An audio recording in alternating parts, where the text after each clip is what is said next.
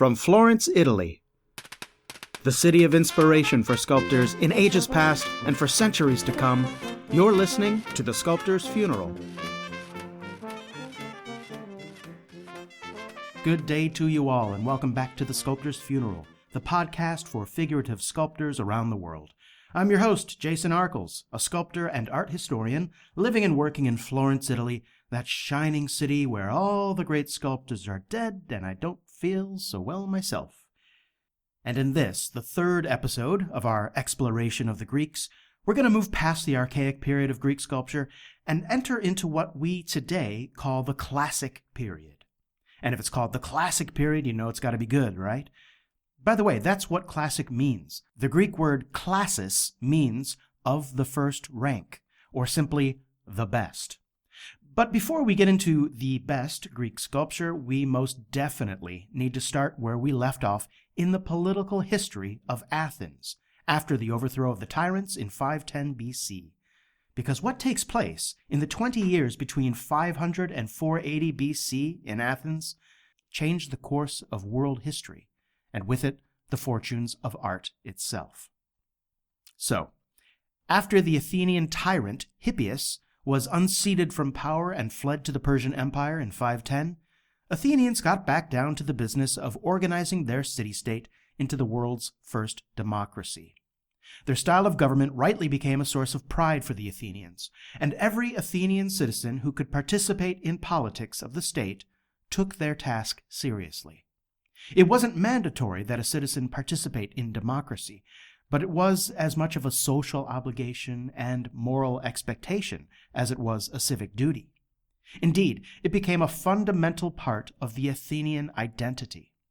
A 5th century BC politician named Pericles, about whom we'll hear more in a later episode, is said to have remarked, "We do not say that a man who takes no interest in politics is a man who minds his own business. We say that he has no business here at all." In fact, the Greeks had a word for just such a citizen who minded his own business. The actual term in ancient Greece for a citizen who chose not to actively participate in democracy, that word is idiot. Idiot. It's the original meaning of the word idiot.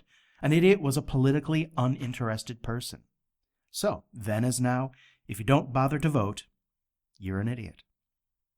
Anyway, the citizens of Athens, sitting in councils which numbered in the hundreds and whose temporary leaders were chosen by lot, had a pressing issue of national importance to attend to.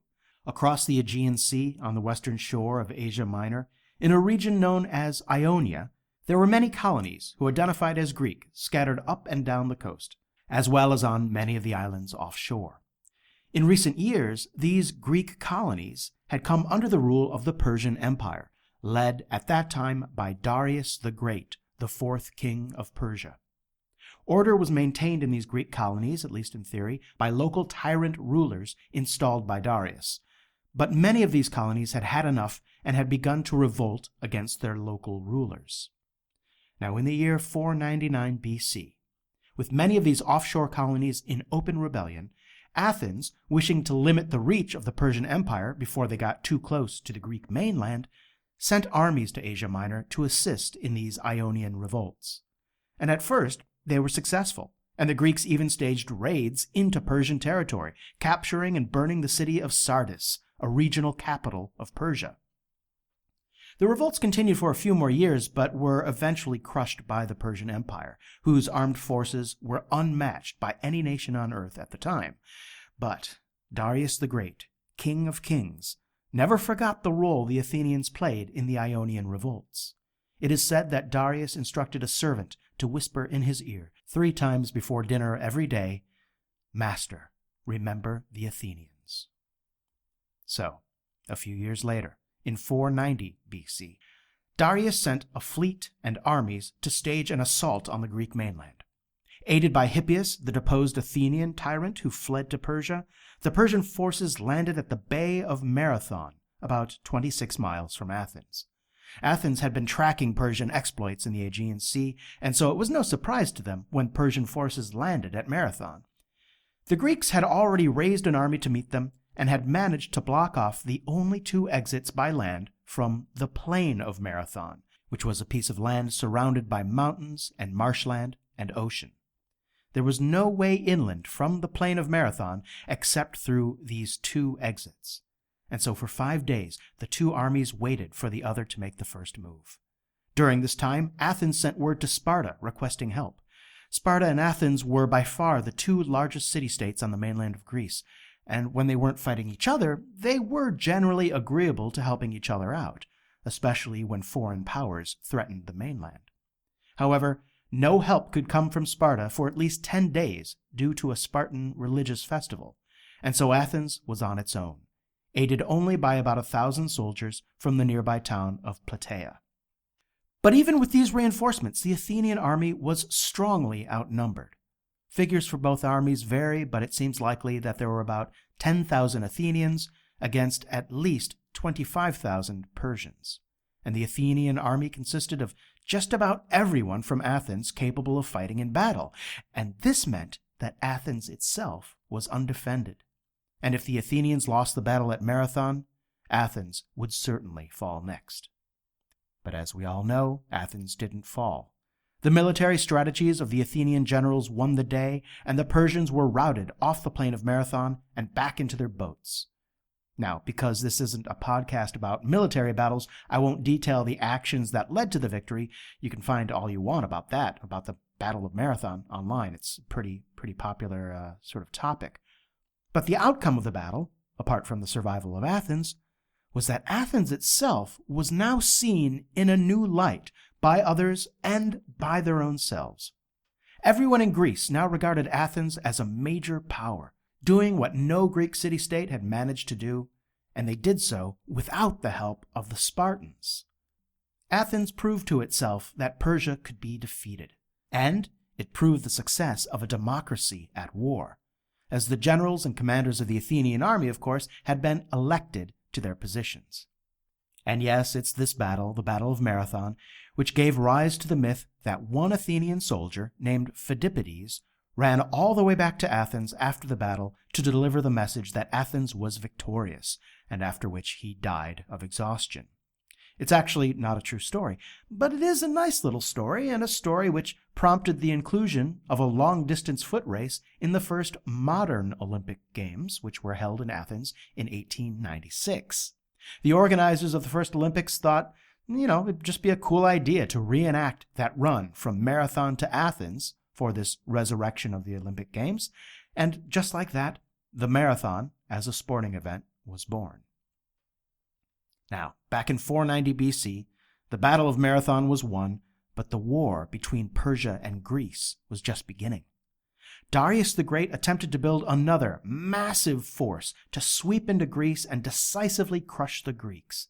But an uprising in Egypt, which was at that time under Persian control, that uprising delayed the attack, and then Darius the king himself died. But the idea of revenge upon the Athenians was taken up by Darius's son, Xerxes. So after the Battle of Marathon, in the lull of fighting between Persia and Greece, one Athenian rose to political prominence, a man who, probably more than any one individual, steered the course of the history of Greece, and his name was Themistocles, a man not of noble birth, but an active participant in the Battle of Marathon, as well as in Athenian democracy. Now, although the soil of Greece is poor for farming, it's rich in minerals, and the Greeks had been mining copper, silver, and other metals since the Bronze Age. And a few years after the Battle of Marathon, a new mining vein was discovered, a tremendously profitable vein of silver, which almost overnight significantly enriched the city of Athens. There were many debates in council between citizens over what to do with this newfound wealth. One popular idea was just to divide it up between all the citizens and increase the personal wealth of everyone. But it was Themistocles who stood up in assembly and successfully argued for another use of the money: build ships. No one knew more than Themistocles that a second Persian invasion was just a matter of time, and there was no way that the Greeks, even with all the city-states working together, could muster an army large enough to defeat the Persians. If there was to be a victory over the Persians, it must come at sea, and for that, you need ships. In the year 483, at the urging of Themistocles, Athens agreed to use their newfound wealth to build 200 triremes. Now, a trireme is an ancient type of battleship whose main offensive weapon was a battering ram built into the prow of the boat. A trireme was powered by 3 decks of oarsmen all rowing together, enough men to smash the front of the boat into the side of another boat, which would break it into splinters. Triremes also served as troop transport ships, and in the 5th century, triremes were state-of-the-art war machines that could dominate all others in the Mediterranean Sea. Now, when the Second Persian invasion finally occurred in 480 BC, these new boats, as well as a coalition of armies from several Greek city-states, were ready. Now, at this point, you really might want to follow the story of this invasion with a map. It'll help clarify the battle because the terrain of Greece plays a decisive role in how this invasion turned out. So go to thesculptorsfuneral.com, go to the image gallery by clicking the link on the homepage, and then bring up this episode number 77. You'll find a map there that will help you out, and I'll also post it at the Facebook group page for The Sculptor's Funeral, and I'll post it in the comments. So, the Persians came by land and by sea. From the north of Greece, a Persian army was marching south, numbering perhaps 250,000, an overwhelming force. On their march south to Athens, the mountainous terrain of Greece forced this huge army to come through a narrow pass, constrained by mountains and by sea, and this pass was known as Thermopylae. The Greeks were aware that the invaders must take this route, and so a force was assembled to meet the Persians there at Thermopylae and block the pass as well as they could. It was an effective use of their smaller forces to meet the Persians wherever a bottleneck of terrain meant that only a limited number of soldiers could combat each other. This was effective because, although the Persians had the Greeks outnumbered, the Greeks were much better trained and armed, giving the Greeks the advantage when they had equal numbers. And the Battle of Thermopylae is a textbook example of correct strategy. The Greeks held back the Persian army for over a week before the Persians found a path that would allow them to flank the defenders. And when the battle was over, the Persians had lost 20,000 men, and the Greeks had lost just a tenth of that number.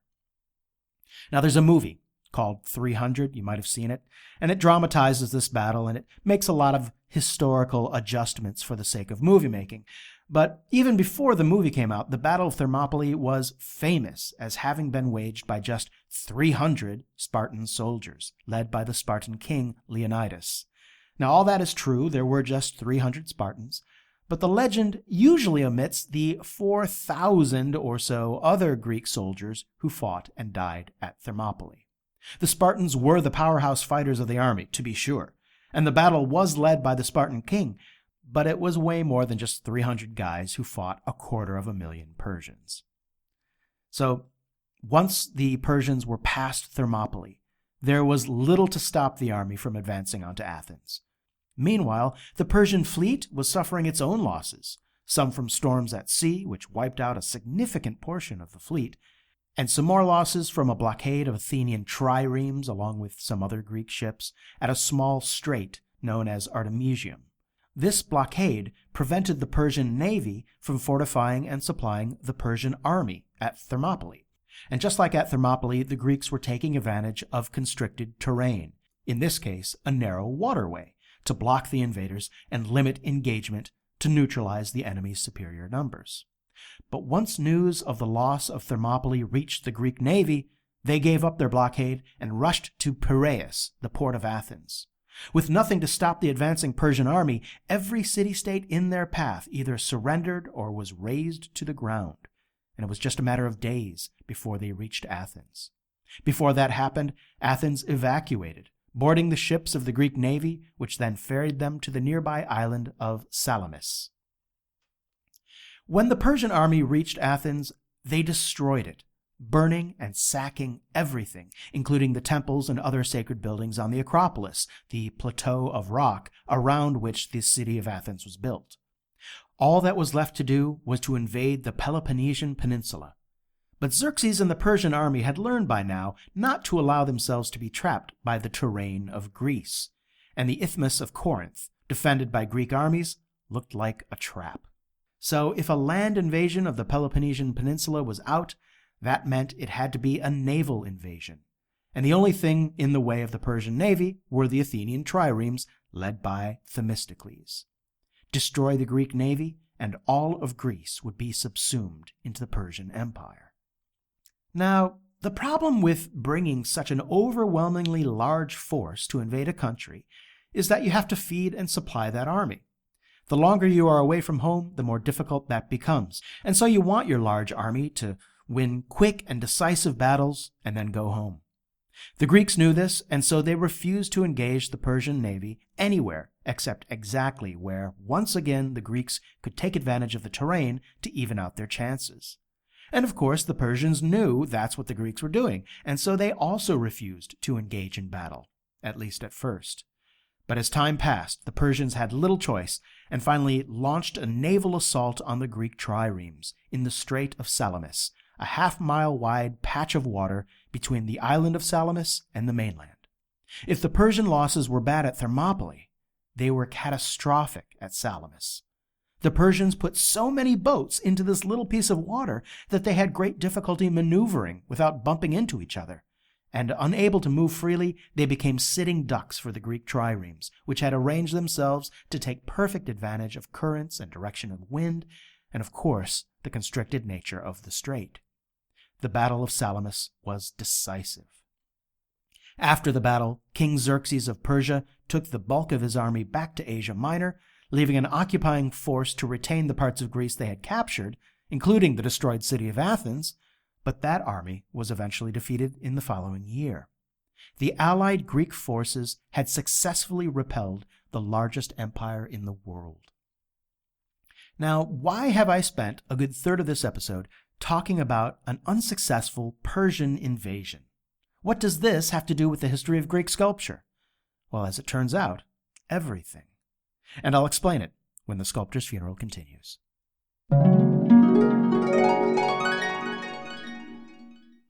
Hi, everyone. The holiday season is upon us once again, and as Americans celebrated Thanksgiving last week, I thought I would take the opportunity to show each of you the gratitude I feel towards you all for listening to and supporting the podcast. Guys, the sculptor's funeral has really changed my life for the better in many ways. I mean, I get to travel the world, I'm meeting so many great people because of it, and the interactions I've been having with you, it just energizes me to work harder, to learn more, and to share what I've learned with you. But most of all, the response I get from you, the listeners, gives me the feeling that I'm doing something right, something valued, and in some small way, something important. That's not something I get from the podcast, that's something I get from your responses to the podcast.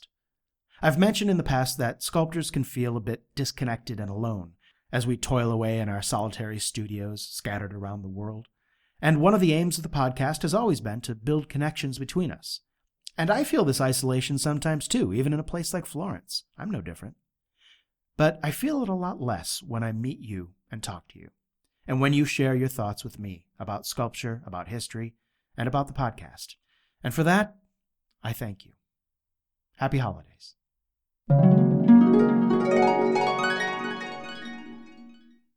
In the years immediately after the Persian invasion, which took place in 480 and 479 BC, the Athenians had a lot of rebuilding and reorganizing to do. All the temples and altars and sacred buildings on their beloved Acropolis had been looted and burned, and the hundreds of kuroi and chorei that had been placed there in honor of both gods and citizens had been knocked over and broken. In the Agora, the meeting place for the Athenian assembly, the Athenians found that their two prized sculptures, those of the Tyrannicides, Harmodius and Aristogiton, had been taken away back to Persia, stolen by King Xerxes. The sacred temples on the Acropolis were an integral part of Athenian life, and so, of course, they must be rebuilt. But before that, the debris must be cleared off the top of the Acropolis. After leaving the ruins of the Acropolis undisturbed for a few decades, the Athenians then ceremoniously buried all the sacred statues and temple remnants right there on the summit of the Acropolis. And this mass burial helped to enlarge the level plateau built on top of the Acropolis there previously, which made more room for larger buildings.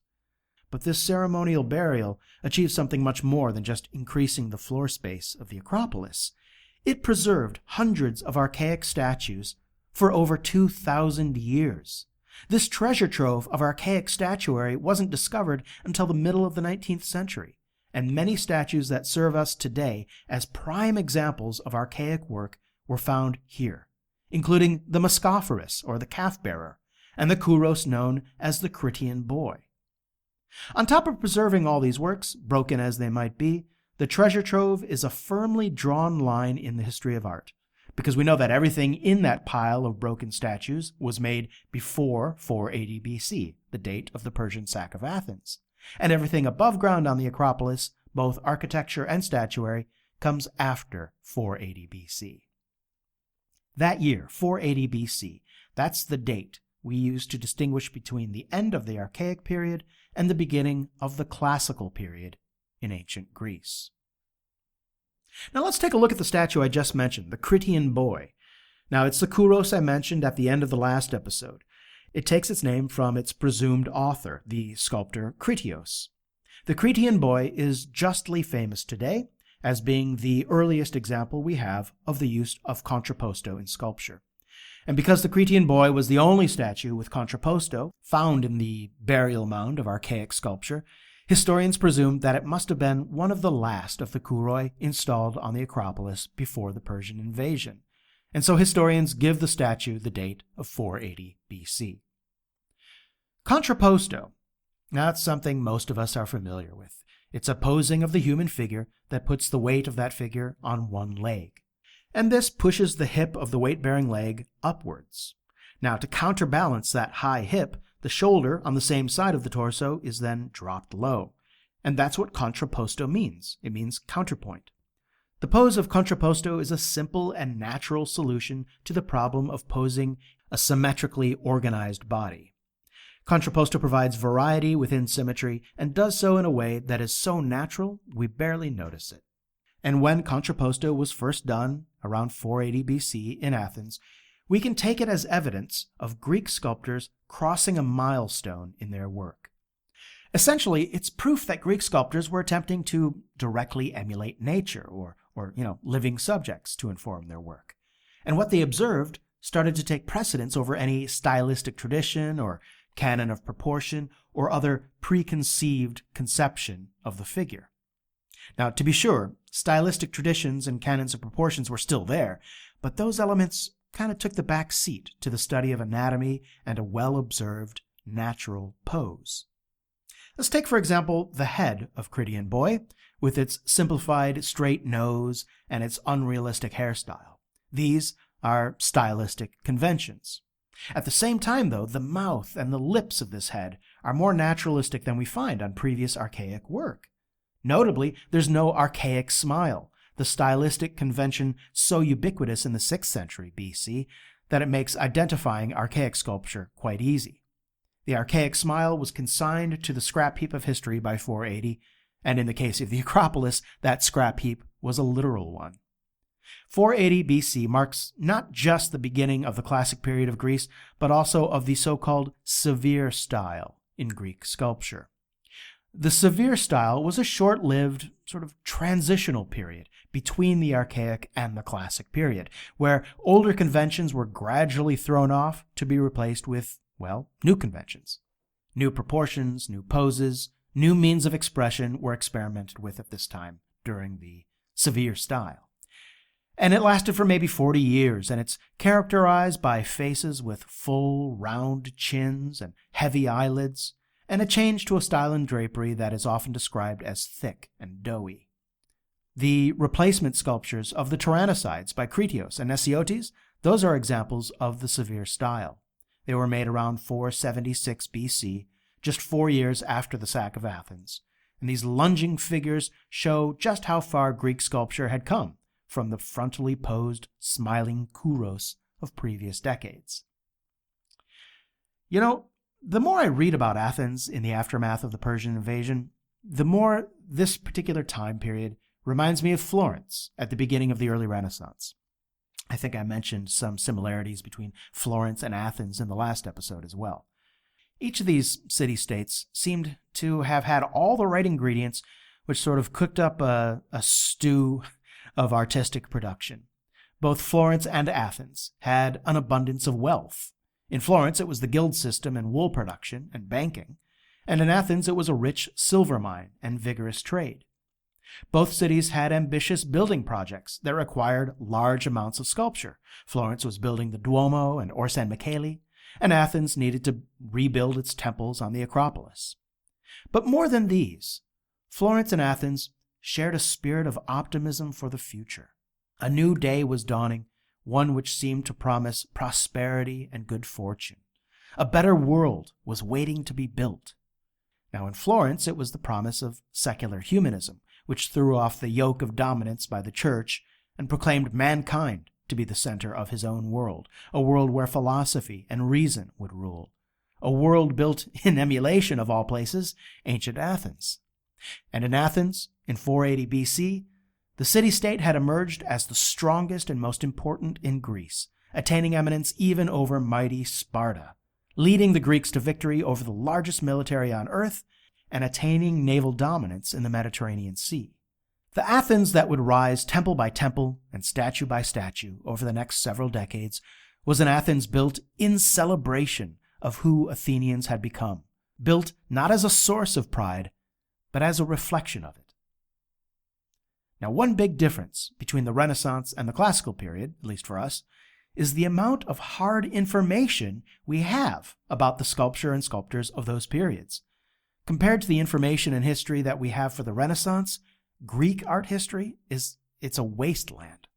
Coming up with a true history of Greek sculpture is more of an art than a science, and we have to infer and guess at just so much.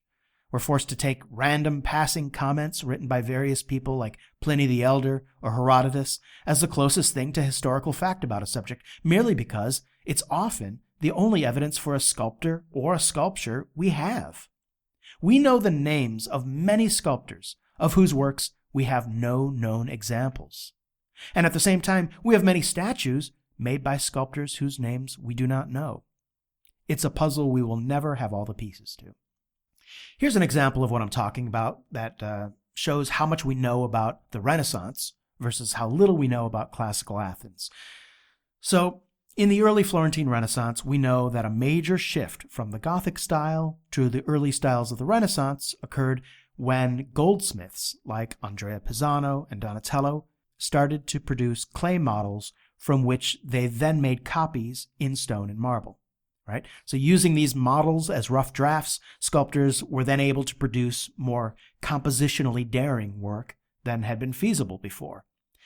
Now, this shift in technique for making marble statuary coincided with the first large bronze figures being cast in Florence since antiquity. But it was more than coincidence. The large wax model Lorenzo Ghiberti produced for his St. John probably inspired Donatello to make similar large clay models for his own St. George. I mentioned this technical progression briefly in the last podcast, and of course I've talked about this in greater length in my Donatello podcasts, so if you're interested in learning more about it, you know where to go. Anyway, we see exactly this same sort of technical progress in the shift from archaic Greek work to early classical or severe period work. Some of the last archaic kouroi made before the sack of Athens in 480 BC were some of the first large-scale bronzes. Remember that the original Tyrannicide statues made by Antenor of Athens were bronze, done around 510 BC. But who developed large bronze casting? We don't know.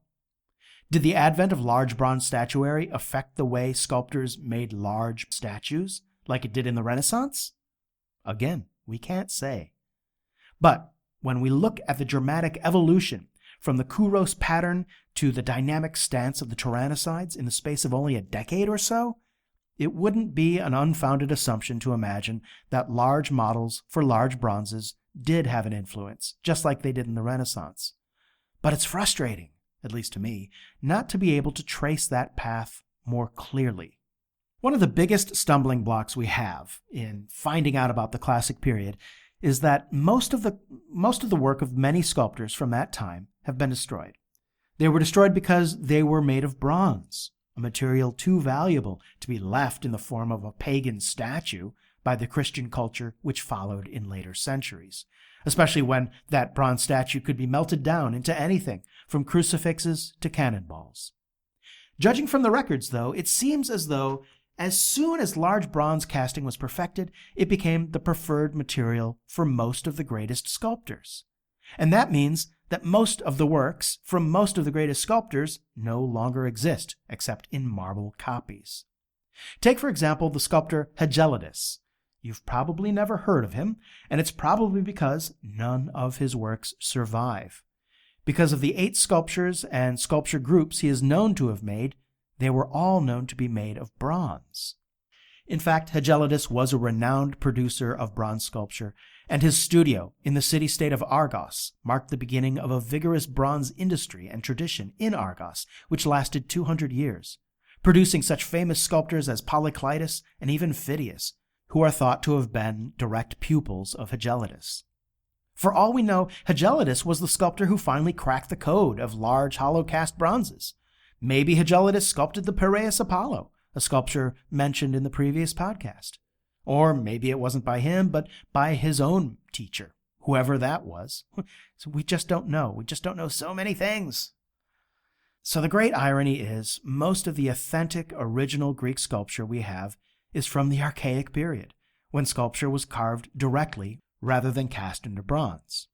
Then, just when sculpture gets interesting, at least from the point of view of technique and virtuosity, most of the classical work that we have come to know and love, like the Discobolus by Myron, or the Hermes by Praxiteles, these are known to us only through later copies made of the bronze originals, which of course are now lost. Now, the exception to this unfortunate rule, however, comes in the form of architectural sculpture, which was almost always in stone or marble, and not in bronze. So the temples which populate Athens and all of Greece not only contained the majority of Greek sculpture that survives, they were also decorated with it. One such temple, built in the 460s BC, so right in the middle of the Severe period, was the Temple of Zeus at Olympia. Now, this temple was destroyed by an earthquake in ancient times, but much of its sculpture survives, though in very damaged form.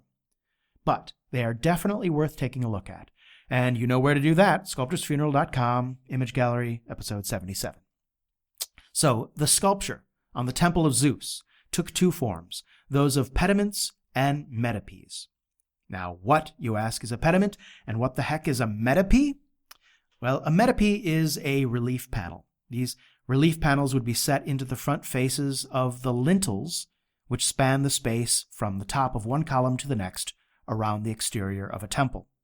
The metopes would be separated from each other by a piece of decorative architecture, usually 3 vertical stone projections known as a triglyph. So if you can't quite visualize that, if you're confused, that's okay. There are some pictures of these metopes and triglyphs at the Image Gallery if you want to check it out. But if you can't do that right now, I think everyone can probably picture in their mind what a basic Greek temple looks like, right? So if you picture a row of columns, and they're all supporting sort of a peaked triangular roof, right? The triangle formed under the peak of the roof, that is called the pediment. And the horizontal band running between the pediment and the columns, kind of the base of the triangle, that is where you would find the metopes.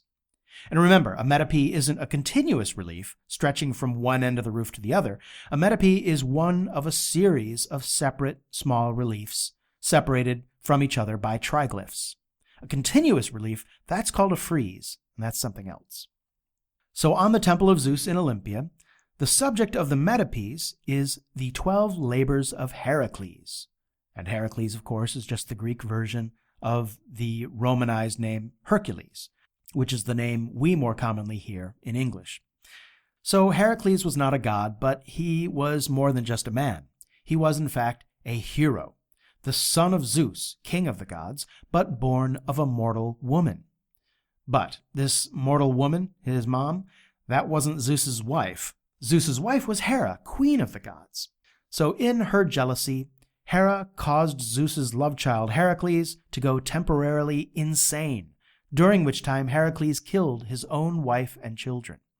After Heracles snapped out of his temporary insanity, he wished desperately to atone for his crimes, and the oracle at Delphi commanded Heracles to serve the king of Mycenae and do whatever he was asked to do.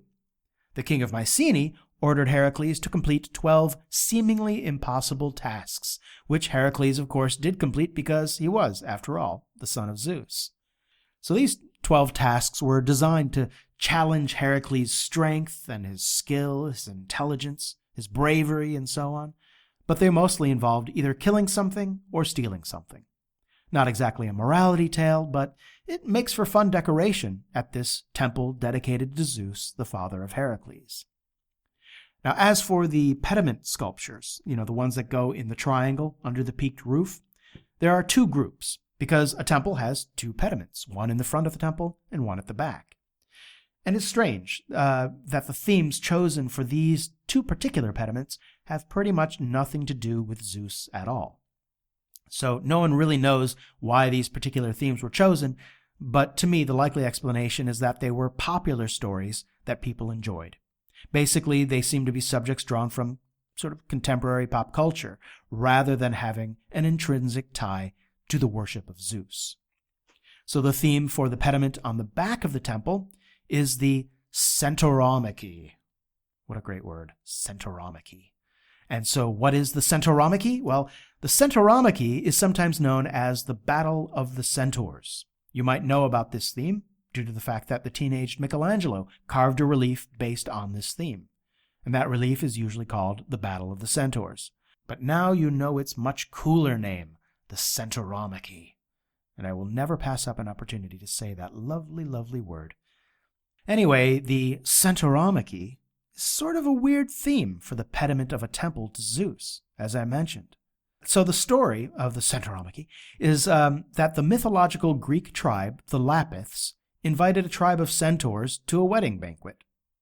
Now, as you know, centaurs are half man and half horse. So at this wedding banquet, the centaurs, who were not used to drinking, got really, really drunk, and they started a fight and tried to abduct the bride. And that is the Centauromachy. The word comes from the Greek word machia, which means battle, and from the word centaur, meaning centaur. And I really can't think of a reason to have this particular theme on the Temple of Zeus, other than that it's just fun to sculpt centaurs and men fighting each other. Now, the front pediment of the Temple of Zeus seems to take itself a little more seriously, and although it too has little to do with Zeus, the theme did have a resonance with the city-state of Olympia, as the pediment sculpture celebrates a local mythical hero, a legendary king by the name of Pelops. And Pelops, okay, now this is a weird story. Here we go. Okay, so Pelops was the son of a legendary king in a Greek city-state on Asia Minor, in one of those Greek colonies. So his father, the king, wanted to make an offering to the Olympian gods, Zeus and all the rest. And so he does so by taking his son Pelops and chopping him into pieces and making a stew out of him, and then serves that stew to the gods. Right? So the gods find out about what's in the stew, and they refuse to eat the stew because it's pretty gross. Although one god, Demeter, did happen to take a bite of the stew before she realized what the main ingredient was, and it grossed her out too. So this king, who made his son into a stew, was then banished by the gods as punishment for making the stew. And then the gods then reassembled Pelops from all the chunks in the stew, except for that one missing part which Demeter had eaten, which was his shoulder. And so the gods made Pelops a new shoulder out of ivory, because of course, right? Pelops then becomes the lover of the god Poseidon. And Poseidon, among other things, taught Pelops how to drive his divine chariot. And no, that is not a euphemism. Okay, so later on, Pelops finds himself in the territory of Pisa, not the city in Italy with the Leaning Tower, but the original Pisa in Greece, a small region that included the city of Olympia. So in Pisa, Pelops falls in love with the daughter of the king of Pisa and begins to court her. The problem is, the king of Pisa, whose name is Wanameus, had been warned in a dream that he would one day be killed by his own son-in-law. So, whenever someone tried to court his daughter, he would agree to the marriage only if the suitor could beat the king in a chariot race. 18 suitors previous to Pelops had tried and failed, and their severed heads decorated the walls of the king's palace. Appealing to his ex-lover, Poseidon, Pelops is given a divine chariot to use in the race, complete with winged horses. But apparently that didn't seem enough of an advantage to Pelops, who then decides to sabotage the chariot of his opponent by replacing the bronze pins holding the chariot wheels onto the axle with ones made of wax. And so the king's chariot breaks, and Wanameus is killed, which means Pelops wins the race, marries the princess, and becomes the new king of Pisa. And the moral of the story is that people are horrible. Having said that, Pelops was an effective and beloved ruler, and it is from the name of Pelops that we get the name for the entire Greek peninsula known as the Peloponnese. Connected to the mainland of Greece by the Isthmus of Corinth, as I mentioned, it's on the Peloponnese that we find the Greek city-states of Olympia, Sparta, Mycenae, Argos, Corinth, and many others. Not Athens, though. Athens is just on the other side of the Isthmus of Corinth, on the mainland. So back to the Temple of Zeus, and let's take a look at the pediment sculpture that celebrates Pelops. What we find in the pediment sculptures on the Temple of Zeus is a bit difficult to make out, simply because of how broken the sculptures are, and several large pieces are missing. But standing tall in the center, towering in scale compared to the other figures, is Zeus. To one side of Zeus stands Pelops, and Wanameus, the king of Pisa, stands on the other side. And next to these figures are horses and chariots, charioteers, and attendants of various sorts. Now, in terms of narrative sculpture, it can almost be called narrative sculpture. The figures don't really seem to be interacting with each other. They're mostly just sort of lined up as if they're about to take a curtain bow. However, when you think of the stiff and standard kouros forms of just 50 years earlier, it becomes obvious in both this pediment group and in the one representing the Centauromachy that the advances made in sculpture in Athens have spread far and wide throughout Greece. Not only do we find in the pediment sculptures figures in contrapposto, which was first seen only 20 years before in the Kyrian Boy, we find reclining river god poses and kneeling poses and dramatic multi-figure compositions of battle and struggle between man and centaur, in a scope and scale and variety found here for the first time. Now, it's obvious that these figures were not shaped out of uniform patterns roughed out of the quarry, like a kouros, but carved from first to last by a master sculptor and his assistants, using models in clay to compose the work and then to copy into stone. And who was this master sculptor? Who created the greatest sculpture in the severe style of the early 5th century? Well, remember when I said we know the names of many sculptors from ancient Greece, but we have no known examples of their works? And at the same time, there are many sculptures made by sculptors unknown?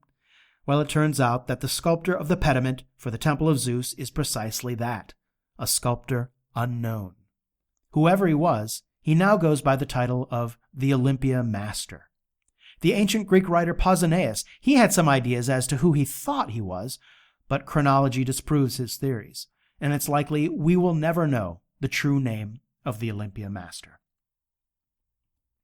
But these sorts of gaps in our knowledge about this time shouldn't discourage us, because as the 5th century progresses, the historical record becomes a bit clearer, and despite the gaps in our information, there is enough evidence available to trace remarkable leaps and advances in Greek sculpture that still resonate with us today. We can even begin to trace lineages of masters and pupils, a subject that's always fascinated me, and that's just where we're going to pick up the story in the next episode.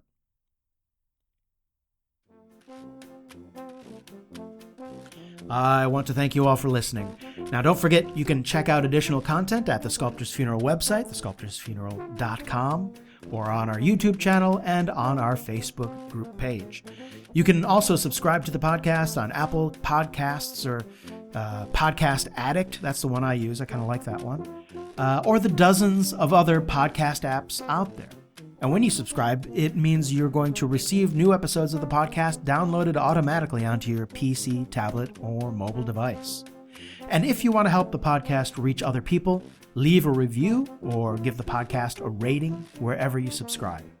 Also, As always, at the sculptorsfuneral.com website, you can stream the complete archives of the show, all 77 episodes, and you can check out the image galleries for this and other episodes there, and you can support the podcast by buying some Sculptors Funeral merchandise or by making a donation. And finally, you can also click on the sponsor of the podcast, Blick Art Supplies, at thesculptorsfuneral.com. What you need to do is just click on the link you find at the Sculptor's Funeral for Blick.com, and clicking on that link and then buying from Blick lets Blick know that I sent you, and that helps to support the podcast. And for that, I thank you. Thanks again for listening. Have a productive week.